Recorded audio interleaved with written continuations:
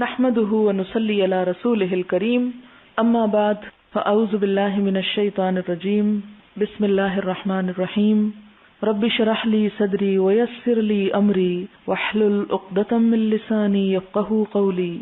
باب ما جاء في عذاب القبر وقوله تعالى.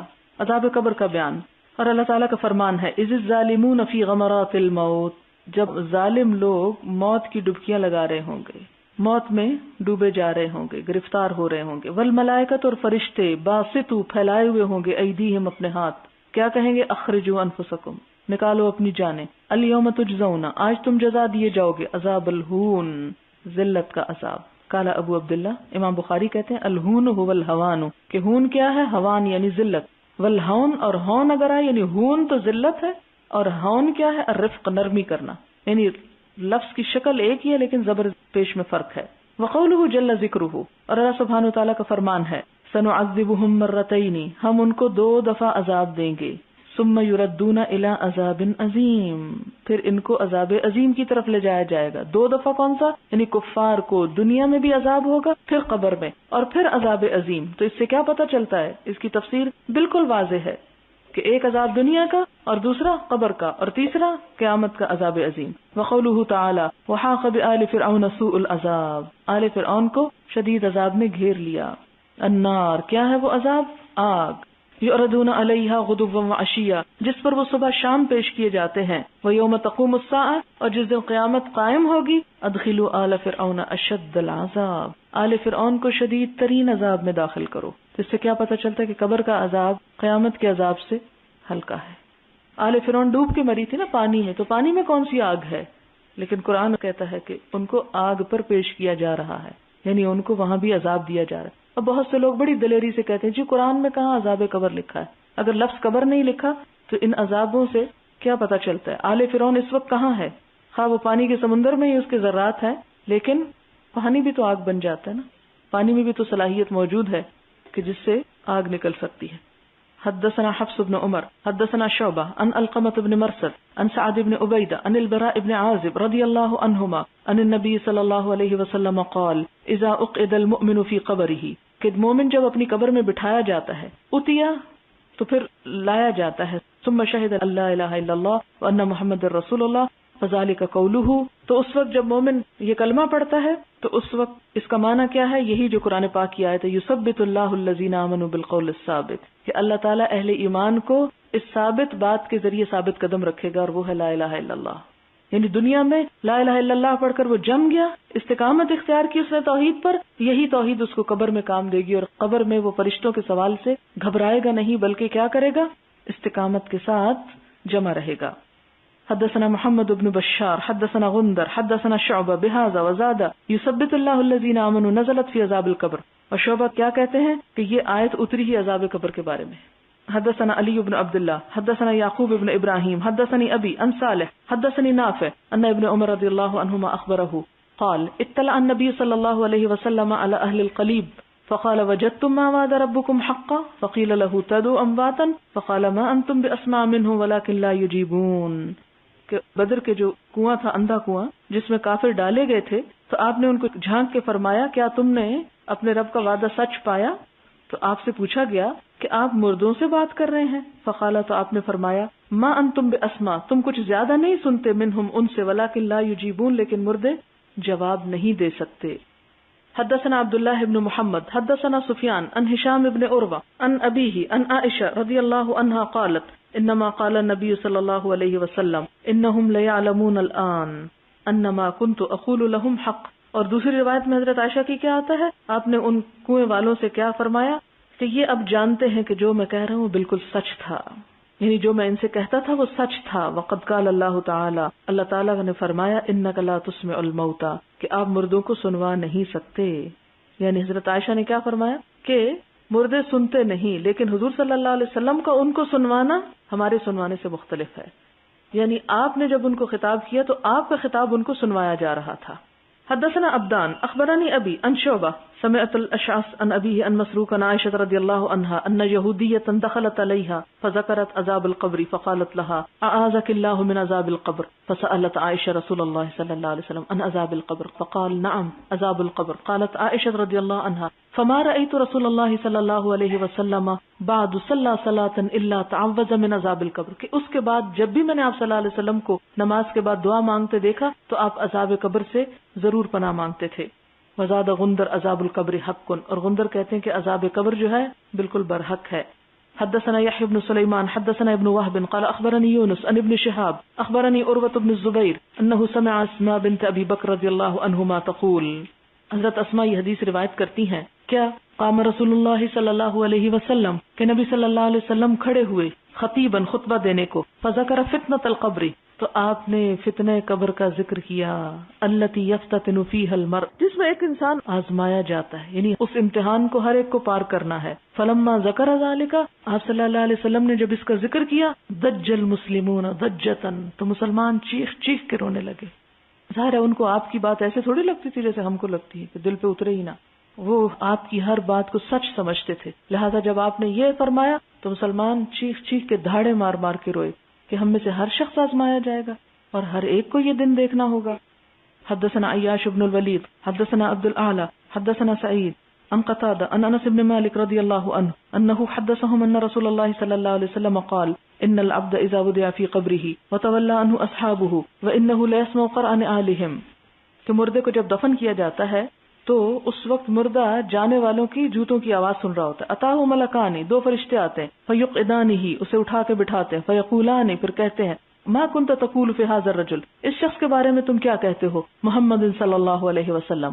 اما المؤمن فیقول اشہد انہ عبد اللہ ورسولہ، فیقال له انظر الى مقعدک من النار قد ابدلک اللہ به مقعدا من الجنہ فیراہما جمیعا. قال قتادہ وذکر لنا انہ یفسح له فی قبری، قتادہ کہتے ہیں کہ اس کی قبر میں وسعت پیدا کر دی جاتی ہے. ثم رجع الى حدیث انس، پھر حدیث انس پہ آتے ہیں. قال واما المنافق والكافر فيقال له ما كنت تقول في هذا الرجل فيقول لا ادري كنت اقول ما يقوله الناس، میں وہ کہتا تھا جو لوگ کہا کرتے تھے، سنی سنائی باتیں. فيقال لا دريت ولا تليت، اس وقت منافق کو کہا جائے گا نہ تو نے سمجھا نہ پڑھا. ويضرب بمطارق من حديد ضربة، ایک مار ایک لوہے کے ہتھوڑے سے ایسی ماری جائے گی. فیصیح صیحة، ایسا چیخے گا، یسمعها من یلیہ غیر ثقلین، کہ انسان و جن کے سوا ہر چیز سنے گی.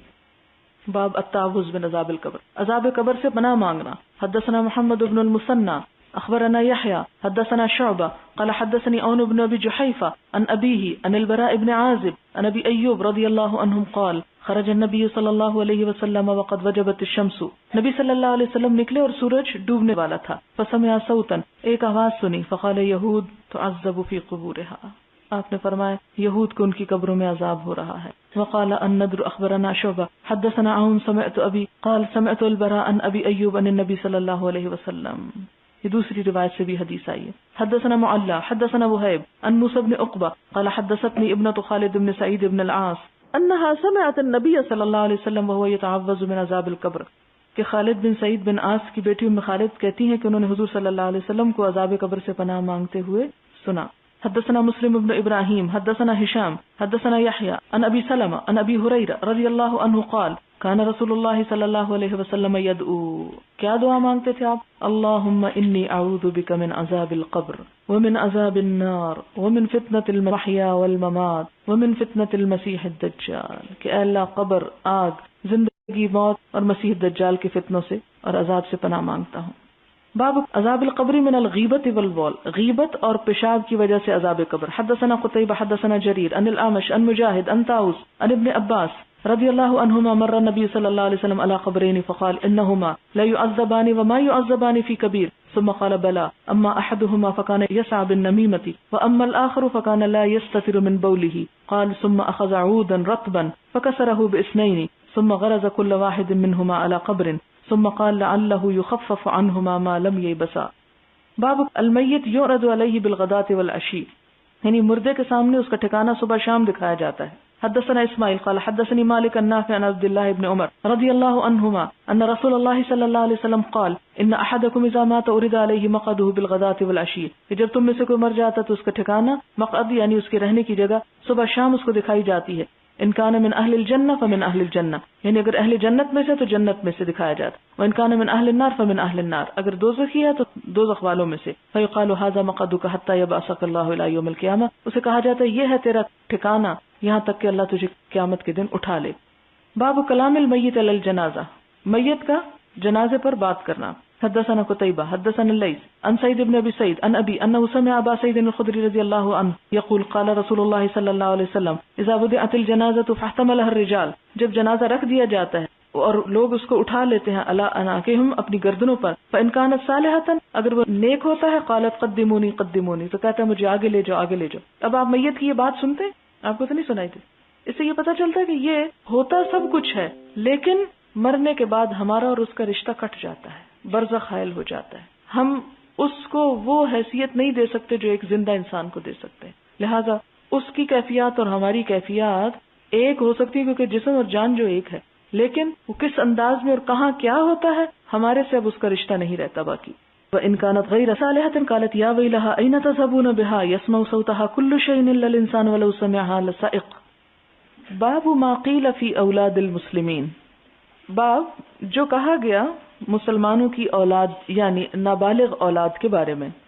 وقال ابو ہریرہ رضی اللہ عنہ عن النبی صلی اللہ علیہ وسلم من مات له ثلاثة من الولد لم يبلغ الحنس كان له حجابا من النار او دخل الجنہ، جو شخص فوت ہو جائے اور اس کے 3 بچے ہوں جو ابھی بلوغت کی عمر کو نہ پہنچے، ہنس یعنی گناہ مراد ہے جب انسان کے گناہ ثواب لکھے جا رہے ہوں، کان لہو حجابن تو وہ ان کے لیے اوٹ ہوں گے، آڑ ہوں گے، حجاب ہوں گے، من النار آگ سے، او دخل الجنہ یا وہ شخص جنت میں داخل ہوگا، اور یہ اس کے لیے ہے جو ان بچوں کے فوت ہونے پر صبر سے کام لے۔ حدثنا یعقوب ابن ابراہیم حدثنا ابن علیۃ حدثنا عبد العزیز ابن صہیب عن انس ابن مالک رضی اللہ عنہ قال قال رسول اللہ صلی اللہ علیہ وسلم ما من الناس مسلم يموت له 3 من الولد لم يبلغ الحنس الا ادخله الله الجنة بفضل رحمته اياهم، اور یہاں پر تھوڑا سا لفظ زیادہ ہے کہ داخل کرے گا اس کو اللہ جنت میں، بفضل رحمته بوجہ فضل اس کی رحمت کے، ایاہم ان پر یعنی جو ان بچوں پر وہ کرے گا، یعنی ان بچوں پر بھی رحمت کرے گا اور ان کے ساتھ ان کے والدین پر بھی رحمت کر دے گا۔ حدثنا ابو الولید حدثنا شعبہ عن عدی بن ثابت انه سمع البراء رضی اللہ عنہ قال لما توفی ابراہیم قال رسول اللہ صلی اللہ علیہ وسلم ان له مرضعا فی الجنہ، آپ صلی اللہ علیہ وسلم نے حضرت ابراہیم کی وفات پہ کیا فرمایا کہ اس کو ایک دودھ پلانے والی جنت میں موجود ہے، کہا جاتا ہے ان کی عمر صرف 1.5 سال تھی جب وہ فوت ہوئے تھے۔ باب ما قیل فی اولاد المشرکین، باب جو کہا گیا مشرکین کی اولاد کے بارے میں کہ وہ کہاں جائے گی، کیونکہ پچھلی حدیث سے کیا پتہ چلتا ہے کہ مسلمانوں کی اولاد جو ابھی بچہ ہو یعنی جوان نہیں ہوئی وہ جنت میں جائے گی کیونکہ انہوں نے گناہ کوئی نہیں کیا یا ابھی ان کی پوچھ ہی نہیں تھی۔ جیسے ایک اور حدیث میں بھی آتا ہے کہ رفع القلم عن 3، 3 لوگوں سے قلم موقوف کر دیا گیا، رکھ دیا گیا، ان پہ الزام نہیں، اور وہ 3 لوگ کون ہیں؟ سونے والا جب تک کہ وہ اٹھتا نہیں، اور بچہ جب تک کہ وہ بالغ نہ ہو جائے، اور بے ہوش انسان جب تک کہ وہ ہوش میں نہ آ جائے، تو ان کے عمل نہیں لکھے جاتے، ظاہر ہے کہ اس کی غفلت کا دور ہے وہ۔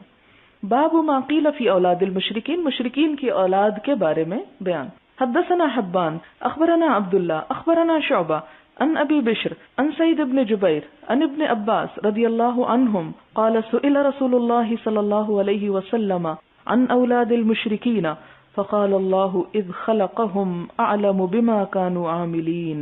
ابن عباس رضی اللہ تعالی عنہ سے روایت ہے کہ انہوں نے فرمایا کہ حضور صلی اللہ علیہ وسلم سے پوچھا گیا مشرکین کی اولاد کے بارے میں کہ ان کا کیا بنے گا، ان کے جو چھوٹے بچے ہیں۔ فقال، تو آپ نے کیا فرمایا، کیا جواب دیا؟ اللہ، کہ اللہ تعالی، اذ خلقهم، جب اس نے پیدا کیا ان کو، اعلم، زیادہ جانتا ہے، بما كانوا عاملین، کہ وہ کیا عمل کرنے والے تھے، یعنی اس کا فیصلہ اللہ کے ہاتھ میں ہے، اور ویسے بھی مالک یوم الدین وہ خود ہے، لہٰذا وہ زیادہ بہتر فیصلہ کرے گا، اس کی اپنی مخلوق ہے اور اس کو آئندہ کا بھی پتا ہے کہ کس کو کیا کرنا ہے، اس لیے ہمیں ان بحثوں میں پڑھنے کی ضرورت نہیں۔ حدثنا ابو الیمان اخبرنا شعیب عن الزہری قال اخبرنی عطاء بن یزید اللیثی انہ سمع ابا ہریرہ رضی اللہ عنہ یقول سئل النبی صلی اللہ علیہ وسلم عن ضرار المشرکین، نبی صلی اللہ علیہ وسلم سے مشرکین کی ذراری اولاد ذریت سے ہے، اولاد کے بارے میں پوچھا گیا، فقال اللہ اعلم بما كانوا عاملین، کہ اللہ زیادہ جانتا ہے جو کچھ وہ عمل کرنے والے تھے۔ حدثنا آدم حدثنا ابن ابی ذئب عن الزہری عن ابی سلمہ ابن عبد الرحمن عن ابی ہریرہ رضی اللہ عنہ قال قال النبی صلی اللہ علیہ وسلم کل مولود، کہ ہر بچہ یولد علی الفطرۃ، پیدا ہوتا ہے فطرت پر، فابواہ، تو اس کے والدین، یحودانہ، اس کو یہودی بنا دیتے ہیں، او ینصرانہ، یا اس کو عیسائی بنا دیتے ہیں، او یمجسانہ، یا اس کو مجوسی بنا دیتے ہیں۔ کمثل البہیمۃ، مانند مثال ایک چوپائے کے، تنتج البہیمۃ، جو بہیمہ یعنی چوپایا ہی پیدا کرتا ہے۔ ہل تری فیہا جدعا، کیا تم اس میں کوئی کن کٹا بچہ دیکھتے ہو؟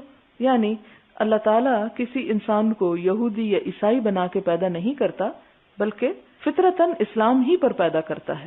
بعد میں جس طرح جانوروں کے کان بتوں کے نام پہ کاٹ دیے جاتے ہیں، پن دیے جاتے ہیں، اسی طرح والدین بھی اپنے بچوں کو جو وہ خود ہوتے ہیں وہی بنانا چاہتے ہیں یا بنا دیتے ہیں۔ باب حدثنا موسیٰ بن اسماعیل حدثنا جریر بن حازم حدثنا ابو رجاء عن سمرة بن جندب رضی اللہ عنہ قال كان النبي صلی اللہ علیہ وسلم اذا صلى صلاة اقبل علينا بوجهه فقال من رأى منكم الليلة رؤيا قال فإن رأى احد قصها، کہ نبی صلی اللہ علیہ وسلم نماز کے بعد ہماری طرف منہ موڑ کے بیٹھ جاتے اور پوچھتے کہ کیا تم میں سے آج رات کسی نے کوئی خواب دیکھا ہے، اور پھر اگر کسی نے دیکھا ہوتا تو اس کو بیان کرتا، فیقول ما شاء اللہ، تو آپ فرماتے جو اللہ چاہتا، فسألنا یوما فقال، ایک دن آپ نے ہم سے پوچھا اور فرمایا هل رأى احد منکم رؤیا، کیا تم میں سے کسی شخص نے کوئی خواب دیکھا ہے؟ قلنا لا، ہم نے کہا نہیں۔ قال لکنی رأیت اللیلۃ، آپ نے فرمایا کہ میں نے آج کی رات میں دیکھا ہے، کیا؟ رجلین، دو مردوں کو، دو لوگوں کو، اتیانی، جو میرے پاس آئے۔ اب آپ کا خواب پڑھتے وقت یہ یاد رہے کہ آپ کے خواب سچے تھے اور آپ کے خواب سے شریعت ثابت ہوتی ہے، کیونکہ آپ پر وحی کی ابتدا سچے خوابوں ہی سے ہوئی تھی، لہذا اس حدیث کو پڑھتے ہوئے یہ یاد رہے کہ یہ بالکل اسی طرح کی سچی بات ہے جس طرح آپ صلی اللہ علیہ وسلم کا ویسے کوئی قول پڑھتے ہیں۔ آپ نے فرمایا کہ میرے پاس آج رات دو لوگ آئے، دو مرد آئے، یعنی مراد دو فرشتے تھے، فأخذا بیدی، ان دونوں نے میرا ہاتھ پکڑا، فأخرجانی، تو مجھے لے گئے، الی الارض المقدسۃ، ارض مقدس کی طرف، یعنی بیت المقدس کی طرف، فاذا رجل جالس، تو میں نے دیکھا کہ ایک شخص تو بیٹھا ہے، ورجل قائم، اور ایک شخص کھڑا ہے، بیدہ، اس کے ہاتھ میں ہے، قال قال بعض اصحابنا عن موسیٰ بیدہ کلوب، یہ بیچ کی بات چھوڑ کے آپ دیکھیں کہ اس کے ہاتھ میں ایک لوہے کی سلاخ ہے، کلوب کہتے سلاخ یا آنکڑا یا کانٹا یا ایسی چھیدنے والی چیز، من حدید، لوہے کی، یدخلہ فی شدقہ، وہ اس کو اس کے گال میں چبھوتا ہے، حتی یبلغ قفاہ، یہاں تک کہ وہ سلاخ اندر سے اس کی گدی کی طرف نکل جاتی، یعنی یہاں پیچھے گردن کی طرف سے، یعنی اس طرح وہ اس کے اندر ڈالتا ہے کہ پچھلی طرف سے وہ چلی جاتی ہے۔ ثم يفعل بشدقه الآخر مثل ذلك، پھر اس کے دوسرے گل پھڑے کی طرف یا گال کی طرف بھی وہ ایسے ہی کرتا ہے، ويلتئم شدقه هذا، اتنے میں اس کا پہلا گال جڑ جاتا ہے، فیعود، پھر وہ لوٹتا ہے، فیصنع مثلہ، پھر وہ اسی طرح کرتا ہے، قلت ما ھذا، میں نے پوچھا یہ کیا ہے، یہ کس کی سزا ہے، یہ کس کو اس طرح اذیت دی جا رہی ہے؟ قالا، دونوں کہنے لگے انطلق، چلو ابھی، فانطلقنا، ہم چل دیے، حتی اتینا علی رجل مستجع علی قفاہ، یہاں تک کہ ہم ایک شخص کے پاس پہنچے جو اپنے بیک پر لیٹا تھا، قفا، قف یہ مہرے ہوتے ہیں نا بیٹ کے، یعنی بالکل سیدھا لیٹا ہوا تھا، مراد یہ ہے، ورجل قائم علی رأسہ، اور ایک شخص اس کے سر کی طرف کھڑا تھا، بفہر او صخرۃ، ایک پتھر لیے ہوئے، فہر یا صخر پتھر کے لیے استعمال ہوتا ہے، اور فہر کہتے ہیں اتنا پتھر جو ہاتھ میں اٹھا لیا جائے، یعنی کافی بڑا جس کو ایک ہاتھ اٹھا سکے، اور صخرہ اس سے ذرا بڑے پتھر کو کہتے ہیں، یعنی بھاری پتھر، فیشدخ بہ رأسہ، اور وہ پتھر اس لیٹے ہوئے شخص کے سر پہ مارتا ہے، فاذا ضربہ، تو جب وہ اس کو مارتا ہے تو کیا ہوتا ہے، تدہدہ الحجر، تو اس سے کیا ہوتا ہے، پتھر لڑھک جاتا ہے، فانطلق الیہ، پھر وہ اس کی طرف جاتا ہے، لیأخذہ، کہ اسے لے لے، فلا یرجع الی ھذا، پھر وہ ابھی اس کی طرف نہیں لوٹتا، حتی یلتئم رأسہ، کہ اس کا سر دوبارہ اپنی اصلی حالت پہ آ جاتا ہے۔ سمجھ لیجئے تھوڑا سا کہ وہ ایک شخص لیٹا ہوا اور ایک کھڑا ہے، جو کھڑا ہے اس کے ہاتھ میں پتھر ہے، وہ پتھر اس کے لیٹنے والے کے سر پہ مارتا ہے، اور سر پہ لگ کے وہ پتھر ذرا دور جاتا ہے، مارنے والا وہ جا کے ابھی پتھر اٹھا ہی رہا ہوتا ہے تو اتنی دیر میں اس شخص کا سر دوبارہ اپنی اصلی حالت میں آ جاتا ہے. وعاد رأسه كما هو، اور اس کا سر ویسا ہی ہو جاتا ہے جیسا وہ تھا. فعاد الیہ، پھر وہ اس کی طرف لوٹتا ہے. فضربہ، تو اس کو پھر مارتا ہے، یعنی پھر پتھر مارتا ہے، پھر سر جڑتا ہے، پھر مارتا ہے. قلت من ھذا، میں نے پوچھا یہ کون ہے؟ قالا، دونوں فرشتے کہنے لگے انطلق، چلو. فانطلقنا، تو ہم چلے. الی ثقب، ایک گڑھے کی طرف. ثقب سوراخ کو کہتے ہیں. مثل التنور، ایک تنور کی طرح تھا. اعلاہ ضیق، جس کا اوپر کا حصہ تنگ تھا. واسفلہ واسع، اور نچلا حصہ کھلا تھا. آپ نے اگر کبھی روٹیاں لگانے والا تنور دیکھا ہو تو اس کے اوپر کا حصہ تنگ ہوتا ہے اور نیچے حجم اس کا بڑا ہوتا ہے. یتوقد تحتہ نارا، جس کے نیچے آگ جل رہی تھی. فاذا اقترب، جب وہ اس کے قریب ہوئی. ارتفعوا، تو وہ بلند ہوتے. حتی کاد ان یخرجوا، یہاں تک کہ وہ اس سے نکل جائیں. یعنی اس کے اندر کچھ لوگ تھے، مراد یہ ہے. یعنی وہ آگ جل رہی تھی اس تنور کے اندر. تنور جو تھا اوپر کا حصہ تنگ، نیچے کا کھلا، اور اس میں آگ بھڑک رہی تھی. اور اس تندور کے اندر کچھ لوگ جل رہے تھے. اور کیا ہوتا کہ جب تندور کی لپٹ ذرا اوپر آتی تو پھر لوگ بھی اوپر نکلنے کی کوشش کرتے. کادا ان یخرجوا، اتنا کہ لگتا تھا کہ نکل جائیں گے باہر. فاذا خمدت، اور جب وہ دھیمی ہوتی، خمود ہوتا نا آگ کا بجھنا. رجعوا فیہا، تو وہ بھی واپس لوٹ جاتے، یعنی نکل نہیں سکتے تھے. وفیہا رجال ونساء عراۃ، اور اس میں مرد اور عورتیں ننگے تھے. فقلت من ھذا، میں نے پوچھا یہ کون ہے؟ قالا، انہوں نے کہا انطلق، چلیے. یعنی ابھی کچھ جواب نہیں دے رہے، صرف سینز دکھا رہے، مختلف عذاب دکھا رہے ہیں. فانطلقنا، ہم چل دیے. حتی اتینا علی نہر من دم، یہاں تک کہ ہم خون کی ایک نہر پہ آ گئے. سوچیں ذرا کہ ایک نہر ہو وہ خون سے بھری ہوئی، ذرا تصور میں بھی انسان کی روح کانپ اٹھتی ہے. فیہ رجل قائم، اس خون کی نہر میں ایک شخص کھڑا ہے. علی وسط النہر، نہر کے بیچ میں. رجل بین یدیہ حجارۃ، اور ایک شخص ہے کہ جس کے ہاتھ میں ایک پتھر ہے. فاقبل الرجل الذی فی النہر، تو آگے بڑھتا ہے وہ شخص جو نہر میں ہے. فاذا اراد ان یخرج، جب باہر نکلنے کا ارادہ کرتا ہے. کہاں سے؟ خون کی نہر سے. رمى الرجل بحجر فی فیہ، تو مارتا ہے انسان اس کے منہ میں پتھر کے ساتھ. یعنی دوسرا انسان اس کے جو باہر کھڑا ہے پتھر لے کے وہ خون کی نہر میں کھڑے انسان کے منہ میں پتھر مارتا ہے. فردہ، اس کو واپس لوٹاتا ہے سکانا، جہاں وہ ہوتا ہے. فجعل کل ما جاء لیخرج، جب کبھی یہ شخص اس خون کی نہر سے نکلنے کے لیے کوشش کرتا ہے، ارادہ کرتا ہے. رما فی فیہ، تو وہ اس کے منہ میں پتھر مارتا ہے. بحجر، پتھر. فیرجع کما کانا، تو وہ پھر اسی طرح واپس وہیں لوٹ جاتا ہے جیسا کہ وہ پہلے تھا. فقلت ما ھذا، میں نے پوچھا یہ کیا ہے؟ قالا انطلق، دونوں کہنے لگے چلو. فانطلقنا، ہم چل دیے. حتی انتہینا الی روضۃ خضراء، یہاں تک کہ ہم ایک سبز باغ پر پہنچے، ہرے بھرے باغ پر. خضراء فیہا شجرۃ عظیمۃ، جس میں ایک بہت بڑا درخت تھا. وفی اصلہا، اور اس کی جڑ کے پاس یعنی نیچے کے تنے کے پاس. شیخ، ایک بوڑھا تھا. وصبیان، اور کچھ بچے بیٹھے تھے. واذا رجل قریب من الشجرۃ، اور وہ شخص درخت کے قریب تھا. بین یدیہ نار،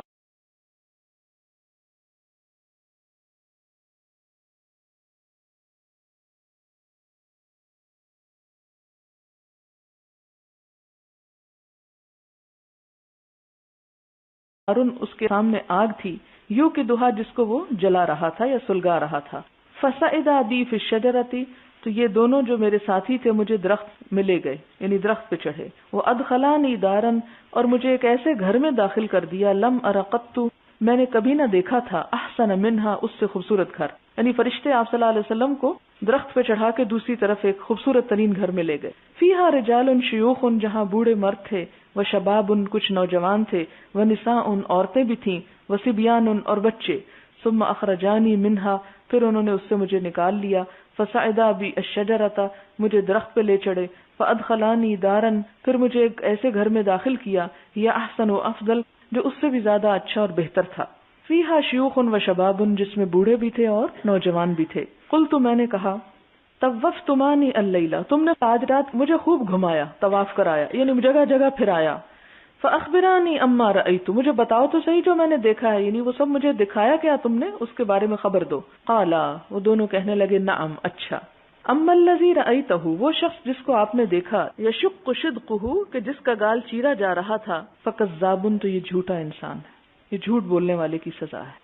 یحدث بالکذبۃ، ایسا جھوٹا کہ جو ایک جھوٹ بولتا ہے، فتحمل عنہ، وہ اس سے لے لیا جاتا ہے، حتی تبلغ الآفاق، یہاں تک کہ وہ آفاق میں پھیل جاتا ہے. آج کے میڈیا کو اس پہ رکھ کے دیکھیں کہ یہ وہ جھوٹا شخص ہے کہ جو ایک جھوٹ بولتا ہے اور وہ اس سے آگے روایت کر دیا جاتا ہے اور دنیا بھر میں پھیل جاتا ہے.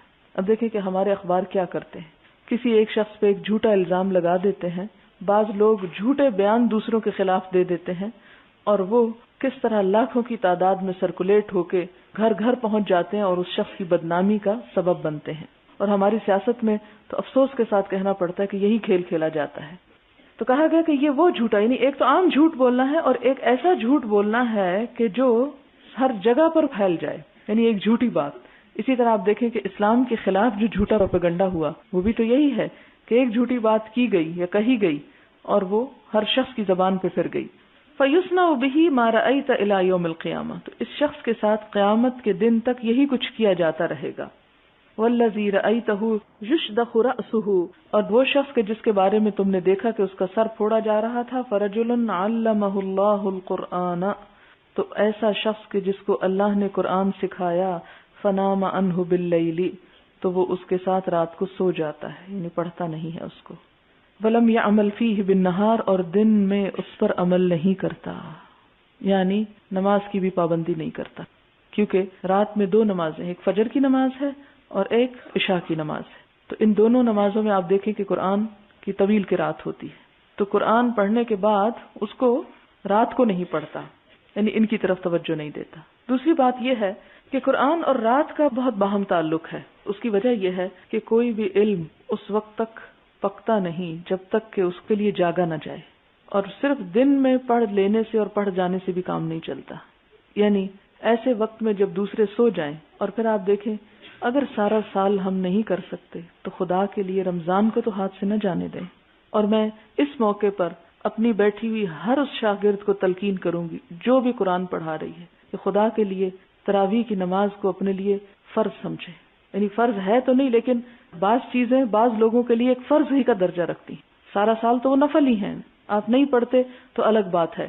لیکن آپ دیکھیں کہ حضور صلی اللہ علیہ وسلم جو امت کی تربیت اور تعلیم کے لیے متعین ہوئے تھے تو ان پہ تہجد کی نماز فرض تھی. ٹھیک ہے، ہم نہ ان کے مرتبے میں، نہ ان کے مقام پہ، نہ ہم پہ وہ فرض ہے، اور نہ سارا سال ہم میں پڑھنے کی کوئی ہمت طاقت ہے. لیکن رمضان میں تو یہ موقع نہیں جانا چاہیے. اور پھر ہم کس منہ سے لوگوں کو بتانے جائیں جب ہم خود ہی نماز نہ پڑھیں. تو اس لیے تراویح کی نماز کا خاص طور پر اہتمام کریں تاکہ اس جرم سے باہر نکل آئیں. یعنی وہ قرآن دن میں اثر کر نہیں سکتا کہ جو قرآن رات نماز میں پڑھا نہ جائے. اور عام دنوں میں اگر نہیں بھی یہ پابندی ہو سکتی تو رمضان میں اس پابندی کو اپنے لیے لازم کر لیں. یعنی عام لوگوں کے لیے بھی بہت اچھا، لیکن جو قرآن سکھانے والے ہیں جو وہ یہ نہ کریں کہ بیٹھ کے تفسیر پڑھتے رہیں کہ جو مجھے پڑھانا ہے صبح اور تراویح کی خیر ہے، یہ تو ایک نفل عبادت ہے. نہیں، یہ ان کے لیے لازم ہے. وَلَمْ يَعْمَلْ فِيهِ بِالنَّهَارِ، اور اس پر انہوں نے دن میں عمل نہیں کیا. يُفْعَلُ بِهِ إِلَى يَوْمِ الْقِيَامَةِ، ایسے شخص کے ساتھ قیامت تک یہی کچھ کیا جاتا رہے گا. یعنی مرنے کے بعد عذاب شروع کر دیا جاتا ہے اس شخص کے ساتھ، حتیٰ کہ قیامت تک اس کو یہ عذاب ملتا رہتا ہے. وَالَّذِي رَأَيْتَهُ فِي الثَّقْبِ، اور جن لوگوں کو تم نے اس تنور میں دیکھا، مرد اور عورتیں ننگے، فَهُمُ الزُّنَاتُ، تو یہ زناکار لوگ ہیں. یعنی جن کے اندر حیا نہیں تھی اور ایک دوسرے کے سامنے دنیا میں بھی ننگے تھے تو قیامت کے دن بھی ننگے ہوں گے، یا مرنے کے بعد ان کو یہاں لا کے سزا دی جائے گی. وَالَّذِي رَأَيْتَهُ فِي النَّهْرِ، اور وہ جو خون کی نہر میں تھے، آکل الربا، سود کھانے والے ہیں. والشیخ فی اصل الشجرہ، اور وہ شخص جو درخت کے پاس بیٹھا تھا، ابراہیم علیہ السلام، وہ ابراہیم علیہ السلام تھے. والصبیان حولہ اولاد الناس، اور ان کے ارد گرد لوگوں کے بچے تھے، یعنی جو جوانی کی عمر تک پہنچنے سے پہلے ہی دنیا سے چلے گئے. یعنی ان کا ساتھ روحیں ان کی کہاں ہیں یا وہ کہاں پر ہیں؟ حضرت ابراہیم علیہ السلام کے آس پاس. والذی یوقد النار، اور وہ جو آگ بھڑکا رہا تھا، مالک، وہ جہنم کا داروغہ مالک ہے. خازن النار، آگ کا خازن، خزانچی، یعنی جس کے ہاتھ میں آگ کی کنجیاں ہیں. لا حول ولا قوة. الدار الاولی، اور وہ پہلا گھر جو تھا، التی دخلتا، جس میں تم داخل ہوئے، دار عامت المومنین، وہ عام مومنوں کا گھر تھا، یعنی علیین. واما هذه الدار، اور جو دوسرا گھر دیکھا جو اس سے پہلے سے زیادہ خوبصورت تھا، فدار الشہداء، یہ شہیدوں کا گھر تھا. وَأَنَا جِبْرِيلُ وَهَذَا مِيکائیل، میں جبریل ہوں اور یہ میکائیل ہیں، کہ ہم دونوں آپ کو یہ جو کچھ دکھا کے لائے. اور اس سے آپ دیکھیں کہ عام فرشتے ہوتے تو بھی خواب جھوٹ نہیں ہے آپ کا. جب جبرائیل کوئی چیز دکھا رہے ہیں تو وہ تو سراسر وحی کا ایک حصہ ہے. آپ دیکھیں کہ دنیا میں بھی سکھانے کے بہت سے طریقے ہوتے ہیں، اور اب ماڈرن طریقوں میں ایک طریقہ کیا ہے کہ سائٹس دکھائی جائیں، یعنی صرف کلاس روم ٹیچنگ نہ ہو بلکہ مختلف ایجوکیشنل ٹرپس ہوں. تو آپ صلی اللہ علیہ وسلم کو زبانی بھی وہ آ کے بتا سکتے تھے، لیکن وہ آپ کو ایک طرح سے وہ سب سین اس لیے دکھائے گئے تاکہ ڈیمونسٹریشن آپ کے سامنے ایک طرح سے ہو اور وہ عملی طور پر آپ دیکھ سکیں. اور چونکہ ہمارے اور ان تمام علوم کے درمیان نبی صلی اللہ علیہ وسلم واسطہ ہے، آپ کو عین الیقین کے ساتھ وہ علم دیا گیا اور ہمیں آپ کے اوپر ایمان لا کر ان سب باتوں کو مان لینے کا حکم دیا. آپ دیکھیں کہ آپ میں سے ہر شخص ہر کام خود نہیں کرتا، بہت سے لوگ کرتے ہیں اور باقی لوگ اس کا سپورٹ کرتے ہیں، ساتھ دیتے ہیں. بہت سی چیزیں ایسی ہوتی ہیں کہ جو آپ نے خود نہیں دیکھی ہوتی ہیں، ایک دیکھ آتا ہے اور آپ سب اس کی بات کو مان لیتے ہیں اور وہ آپ کی طرف سے ایک ریپرزینٹیٹو ہوتا ہے. تو اسی طرح آپ صلی اللہ علیہ وسلم ہمارے لیے ایک استاد کی، معلم کی حیثیت رکھتے ہیں کہ جو اللہ تعالیٰ کے ساتھ ہم کلام بھی ہوئے، سدرۃ المنتہا تک پہنچے، وہاں جہاں کوئی نہ پہنچا، جنت اور جہنم آپ کو دکھائے گئے، خواب میں بھی یہ چیزیں دکھائی گئیں اور معراج کے موقع پر بھی دکھائی گئیں. لہذا ہم چونکہ آپ پر ایمان رکھتے ہیں، آپ پر ایمان کا تقاضا ہے کہ جو کچھ آپ ہمیں بتائیں اس کو ہم سچ سمجھیں.